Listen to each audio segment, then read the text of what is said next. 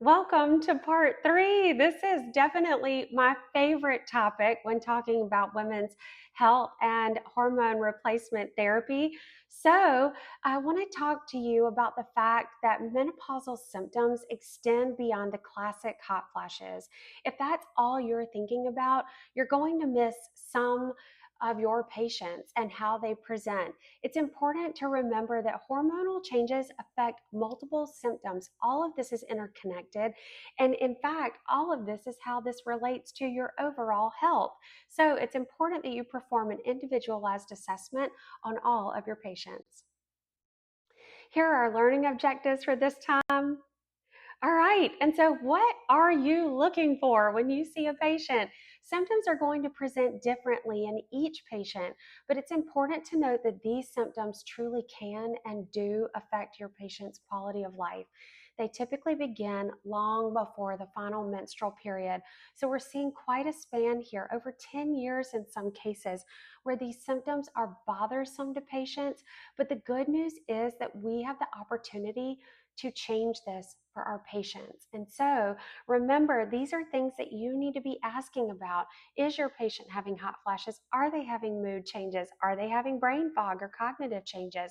Difficulty concentrating, sleep disturbances, increased weight, any change or shift in body habitus. You'll also often hear your female patients tell you they have more abdominal girth, or they have 5 to 10 pounds that they just can't lose in their belly. And so that's a very common thing that patients say. Genitourinary syndrome of menopause, any sexual dysfunction they may be experiencing or decreased libido, any joint pain, and any changes to skin, hair. So let's talk vasomotor symptoms. These are probably the best well-known symptom associated with menopause and are actually an on-label indication for therapy. The most common symptom during menopause transition can be hot flashes, and in fact, 80% of women report vasomotor symptoms are hot flashes. 21% of those come in premenopausal women, 41% during perimenopause, and 42% during menopause, with an increased duration in certain populations like our African American and Black patients.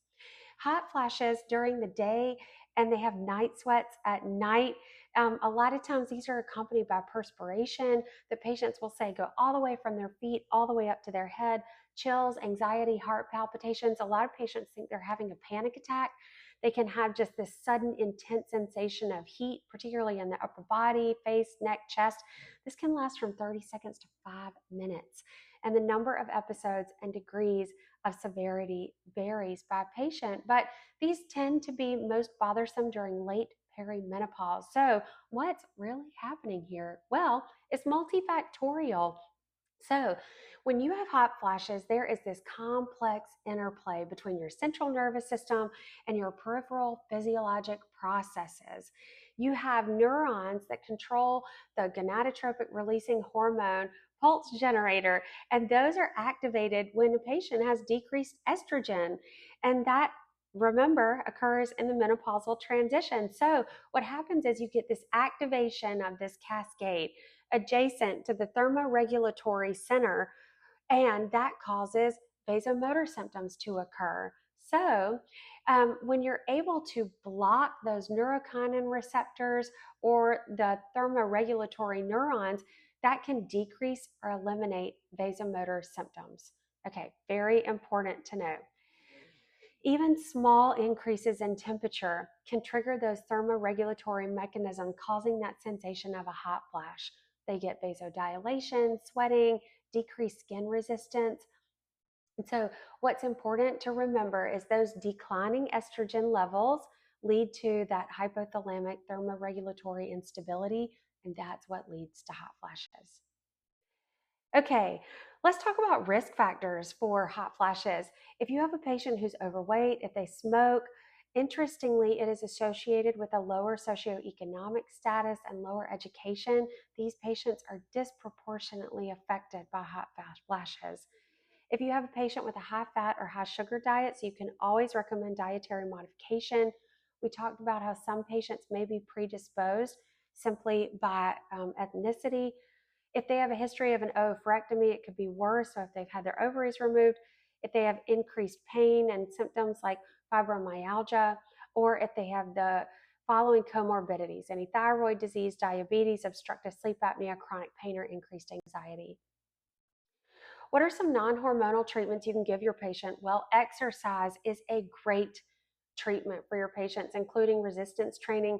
We talked about dietary changes that your patient can engage in. So, have them select a Mediterranean diet. Alternative therapies like cognitive behavioral therapy and acupuncture can be great in these patients. And then, if your patient does need a prescription, any SSRIs, selective serotonin reuptake inhibitors, SNRIs, selective norepinephrine reuptake inhibitors, gabapentin, and clonidine. Interestingly, Paxil, paroxetine, venlafaxine, Effexor, and escitalopram Lexapro tend to have the greatest evidence here if you're using an SSRI or an SNRI. Let's talk about genitourinary syndrome of menopause. This is one of my favorite conditions to treat in patients. This is really attributed to decreased estrogen levels, with 50 to 70% of postmenopausal women being affected to some degree. This can lead them to not want to be intimate with partners. It can lead to pain. It can lead to recurrent urinary tract infections.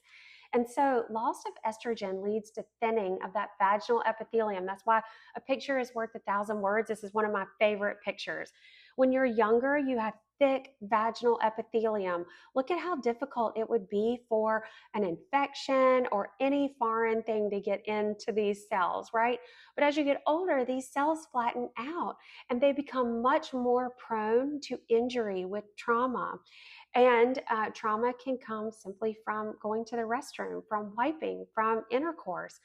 But this is important that you're talking to your patients about this. And patients also have decreased elasticity. And without intervention, they're going to experience vaginal dryness, dyspareunia, and decreased lubrication. Those are the most common symptoms. So, over half of menopausal women have vulvovaginal symptoms, and 30 to 40% develop urinary symptoms, which includes recurrent urinary tract infections. If your patient has had 2 to 3 or more urinary tract infections this year, they should be treated with a vaginal estrogen. Good. All right. So this negatively affects people's sex life and their intimacy. So it's important that we are also talking about other symptoms that they are experiencing. We've talked about what happens physiologically. Typically, estrogen maintains blood flow in this vulvovaginal tissue that stimulates collagen, hyaluronic acid, mucopolysaccharides in the epithelium. And so when patients have estrogen, the pH in their GU system is typically a little bit less than 4.5, and they have healthy bacteria. There are estrogen receptors everywhere down there: your vagina, your vulva, your urethra, and also in your bladder. And when patients have less estrogen, they get thinning of that vulvar tissue, loss of elasticity, narrowing and poor distension of the vaginal canal, shortening of the distance of that urethral meatus, which makes it easier for bacteria to get in and easier for patients to get a urinary tract infection. It also decreases their lactic acid because your pH changes. It shows thinning of your pubic hair, thinning or fusion of your labia and your clitoral hood. So it's very important that you are treating your patient and talking to them about this. And y'all, this is the most simple treatment. All they need is vaginal estrogen. It can either come as a tablet that's inserted in the vagina. That tends to be cleaner, although I find it doesn't tend to work as well. Or you can use an external cream that's applied. Typically once a day, every day for 7 to 14 days, and then twice per week thereafter. All right, symptoms. I think we've talked about this extensively, but just a review of symptoms. Other non-hormonal treatment options for you here are over-the-counter vaginal moisturizers and lubricants, hyaluronic acid-based products. Vitamin E vaginal suppositories could be helpful, and I would not recommend regular sexual activity unless your patient is on the appropriate therapy, as this will be painful for them. Okay, sexual dysfunction is so important, and many times in relation to this. So, about half of women report one sexual concern. These concerns typically present in midlife and are underdiagnosed, undertreated, and not talked about. Sexual dysfunction is associated with emotional issues, social functioning problems, relationship conflict, and medical conditions. So, really, what's happening? you have loss of sex hormones that are associated with decreased libido and decreased ability to reach orgasm. There's no consensus on an androgen level that indicates androgen insufficiency. That's why we don't really check levels in females, and you only follow clinically for responses. There's a lot of work being done by a lot of healthcare providers to approve testosterone for women, but also low estrogen, we talked about, causes changes in the vagina, the vulva, the bladder. That leads to pain. And then patients have psychological and social factors that play a big role.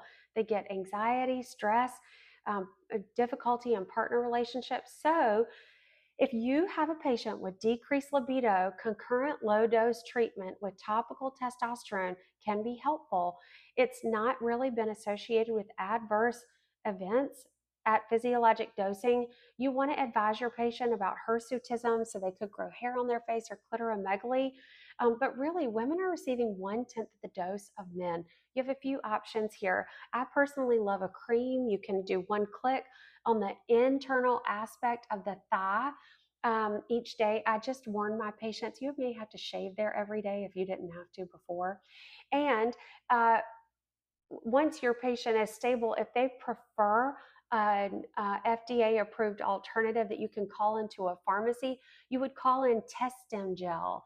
And think about it, you're going to be calling in a 30-day supply for a man, but that 30-day supply will last a female an entire year because it's 1/10 of the dose. Okay, what about if your patient has hypoorgasmia? So they have a difficult time reaching orgasm. You can treat them with Addy, which is a centrally acting 5-HT3 medication. Just remember, side effects can be low blood pressure, dizziness. It can have a sedating effect. I always encourage my patients to take this at night. They have to take this daily, and they have to take it for about 3 months to see any improvement. And then if they have dyspareunia, they can use lubricants, intravaginal estrogen, DHEA, selective estrogen receptor modulators, and pelvic floor therapy can be helpful here. Remember, you can't forget non-medical treatment options here, like psychotherapy, relationship, physical, mental health. This is all interconnected and requires a multifaceted approach. In the case of hormonal therapy, the benefits are typically indirect. They can help with lots of physiologic issues, but they can also help with confidence. So it's important to remember all of these. My favorite topic, sleep disturbances. 38% of women who are aged 40 to 55 are going to report difficulty sleeping. And 45% of patients in late perimenopause will report difficulty sleeping. A lot of women say they wake up in the middle of the night, midnight, their heart is racing, they can't go back to sleep. It can be associated with vasomotor symptoms, but it's typically associated with fluctuating sleep hormones, mood and stress, social and physiologic factors. Non-hormonal treatment. So counsel your patients on sleep hygiene. Avoid caffeine and alcohol before bedtime. Get regular exercise, and other over-the-counter and prescription medication options can be available. But this negatively affects your patient's quality of life and well-being. It can be associated with fatigue, irritability, chronic illnesses, chronic pain, has a negative effect on your mood, and worsening depression. It's associated with weight gain and abnormal disturbances. The more you have those, the higher correlation with metabolic syndrome and increased central adiposity. So we know that that's associated with a higher cardiovascular risk disease. This is why sleep is so important. And one of my favorite treatments in these patients is progesterone, 100 milligrams to 200 milligrams at night, typically not a lower dose. Progesterone actually stimulates those same GABA receptors that produce the sedating effect and improves sleep. That is great news for our patients. So if your patient comes back to you in 4 weeks and they say, gosh, I'm falling asleep great, but I'm not staying asleep, put them on a sustained release formulation and they'll in fact feel better. It turns out that you have estrogen receptors that are present in your brain. Remember, they're everywhere. They're present in your hypothalamus, your prefrontal cortex, your hippocampus, and your brainstem. And these areas are all involved in mood and cognition. So it makes sense that appropriate treatment with estrogen would improve depressive symptoms, anxiousness, decreased motivation, irritability, and anhedonia, or decreased enjoyment from usual activities. these are the most commonly reported symptoms during the menopausal transition. So it's interesting that patients with bipolar disorder are at a higher risk of changes during the menopausal transition. And there is this concept of the windows of vulnerability. So this really says that women with hormonal sensitivity are going to be more affected by these erratic hormone fluctuations with your menstrual cycle changes. And so this negatively impacts their quality of life. Antidepressants do remain first line of treatment, but I'll tell you, for your patients who are not ready to go on an antidepressant, appropriate treatment with hormone therapy can be life-changing for these patients. Let's talk about cognitive changes that I know every single person wants to hear about. Cognitive changes affect 44 to 62% of women during this menopausal transition subjectively. In the study of women's health across this nation, they looked at 16,000 women between the ages of 40 and 55, and 31% of premenopausal women reported complaints of forgetfulness, compared with 44% of women who were in early perimenopause and 41% of postmenopausal women. Cognitive deficits have been described in women during this menopausal transition, particularly thinking about working memory, attention, reduced processing speed, and reduced verbal memory. Women account for 2/3 of dementia diagnosis in this country, and Alzheimer's is the most common form of dementia in these patients, affecting disproportionately women. I can't tell you how many patients I see who tell me I can't remember anything. And cognitive decline leading to dementia is a common concern during the menopausal transition. There's evidence that verbal episodic memory and processing speed can decline. So most people say they're forgetful, they have difficulty with word recall. Anybody feel that? Ability to retrieve information and concentration. So what we find is that new learning and responding are the least affected, which is good news. Patients often have transient problems with cognition, and those resolve after menopause. It's rare to see dementia onset before the age of 64 if you're truly looking at the nature of the disease. So, what's happening? Well, what we think is happening is estrogen has a neuroprotective effect in the central nervous system. Remember those estrogen receptors we talked about? Well, there are two types. There's an alpha and a beta receptor, and those receptors have different binding affinities for estrogen modulators. So when you have modulation of neuropeptides and neurotransmitters and neurosteroid production because you're taking estrogen, you get reduced cell death, and you can get modulation of neuronal growth and synaptic plasticity and mitochondrial activity.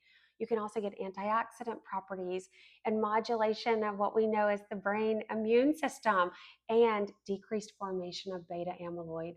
So it's important that we are addressing this with our patients.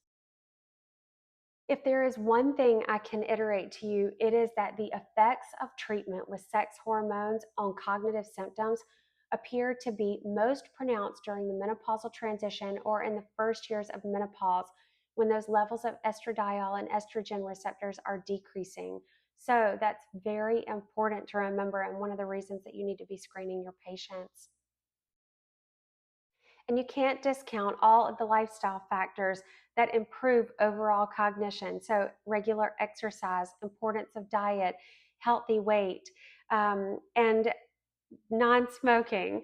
These are all very important, and you want to maintain your cardiovascular health as much as possible. Muscle and joint pain of menopause and perimenopause. 50% of women report arthralgias during their menopause transition, so joint pain. This is increased in obese and inactive patients, and also those with accompanying mood disorders and sleep disorders. Fibromyalgia is 10 times more common in women than in men, with 50% of those patients developing symptoms after menopause. And hormone replacement therapy can adequately treat that. We often call it the arthritis of menopause. So estrogen decreases are associated with degradation of supportive joint tissues and changes to your cartilage, also changes in your bone density, which we know about, which leads to fractures. And estrogen can help to balance inflammation. Arthralgias can be seen in settings of acute estrogen withdrawal. And you're going to see a theme here. All of this negatively affects your quality of life. So, treatment here is exercise, weight loss, analgesia if needed, but hormone therapy may improve arthralgia, frozen shoulder of menopause, and this is very, very important. Okay, quite possibly my favorite topic. During perimenopause and menopause, what happens to your skin health? Well, your skin's ability to maintain estrogen decreases. Estrogen in the skin decreases because you have decreased estrogen production overall, but also you have a decrease in estrogen receptors in the skin following menopause. And this decreased estrogen leads to decreased growth factors, decreased dermal vasculature, elasticity, the ability for you to maintain moisture, skin barrier health, dermal thickness, and collagen and elastin production. You also have additional intrinsic factors that are occurring. So these can include genetics as well as extrinsic factors like UV light, smoking, alcohol consumption, pollution, diet, and sleep deprivation. These are all very important. You can see here how collagen and elastin levels correlate with a decline in estrogen. So this is one of my favorite pictures. Collagen here is in yellow, your elastin is in purple, and you can see as your estrogen levels decrease, so do your collagen and elastin. So this leads to symptoms of dryness, itchiness, thinning of the skin, wrinkling, sagging, poor wound healing, and changes in pigment. And ultimately, these can all affect patients' confidence. We do have some great non-hormonal options that patients can use with or without HRT, and think about our mainstays like retinol therapy. Every patient should be on a retinol every day. The best retinol is the one you'll actually use. But these also include concurrent treatment with botulinum toxin, dermal filler, biostimulators, and skincare. So very important for patients to be on a good routine.